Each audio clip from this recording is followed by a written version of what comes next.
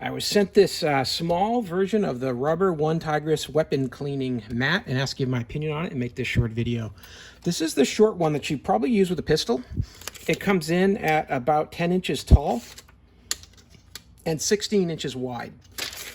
They have a longer one that's the same 10 inches tall but 36 inches wide, which is pretty good for a rifle.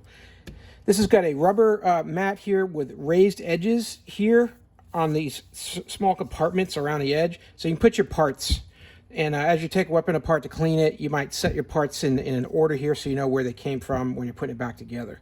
This part down here is smooth, so if you're trying to brush it clean, if you got some residue on there, be easy to just sweep it clean, this workspace here, and keep it nice and dust free.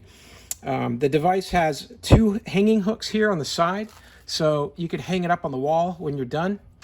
And I'll tell you, when you get this originally, it's going to come sent to you rolled up like a newspaper. It's going to be rolled up in a tube, and then it won't want to lay flat initially. So what you're going to want to do is flip it upside down, just pour some boiling hot water on the mat, get it nice and hot, let it sit like this upside down for a while, because mine wanted to curl up pretty much like this.